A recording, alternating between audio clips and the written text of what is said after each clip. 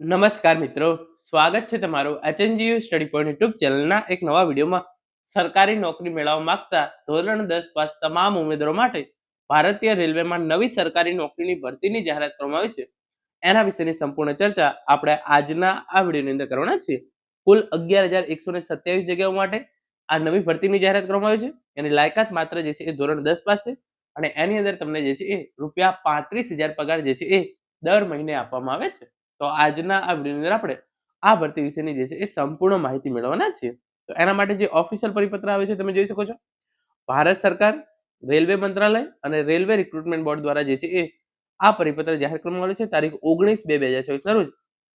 Approved vacancies of ALPs for notification in 2026. તો assistant લોકો પાયલટની જે ભરતી ભારતીય રેલવે દ્વારા કરવામાં આવે છે એના માટે જે છે એ 11,000 પ્લસ જગ્યાઓ માટે જે છે એ આ વખતે ભરતી કરવામાં આવનાર છે. લાયકાત જે છે એ ધોરણ 10 પાસ છે અને આની અંદર તમે જો છે એ તમારું સિલેક્શન થઈ જાય છે તો બેઝિક પગાર જે છે એ 18,000 છે, પરંતુ તમામ ભથ્થા મળી અને તમને જે છે એ દર મહિને ₹35,000 જેટલો જે છે એ પગાર આપવામાં આવે છે. પછી આગળ તમે જોઈ શકો છો જે તમામ વેકેન્સી જે છે એ એપ્રુવ કરવામાં આવી છે. 11,127 વેકેન્સી માટે જે છે એ પે લેવલ 2 પ્રમાણે વર્ષ 2024 ની અંદર આ ભરતીની જે છે એ જાહેરાત કરવામાં આવશે.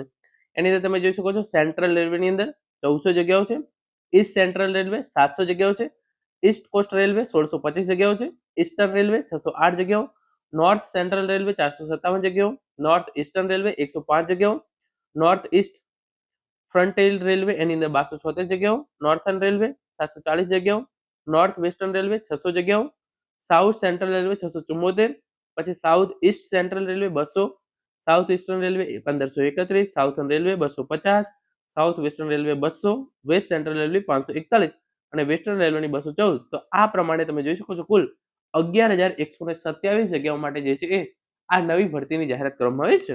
અત્યારે આ તમામ વેકેન્સી જે છે એ અપ્રૂવ કરી દેવામાં આવી છે. 11,127 વેકેન્સી અપ્રૂવ કરી દેવામાં આવી છે. આના માટે જે છે એ હવે ટૂંક જ સમયની અંદર ઓફિશિયલ નોટિફિકેશન જાહેર કરવામાં આવશે અને ઓફિશિયલ નોટિફિકેશન આવી જાય એના પછી જે છે એ તમને 1 મહિનાનો સમય આપવામાં આવશે. આ 1 મહિનાના સમય દરમિયાન તમારે જે છે એ રેલવે રિક્રુટમેન્ટ બોર્ડની ઓફિશિયલ વેબસાઇટ પર જઈ આ ભરતી માટે જે છે એ અપ્લાય કરવાનો રહેશે. આ ભરતીની વધારે માહિતી જ્યારે પણ આવશે તો એની માહિતી પણ જે છે એ તમને પૂરી પાડવામાં આવશે.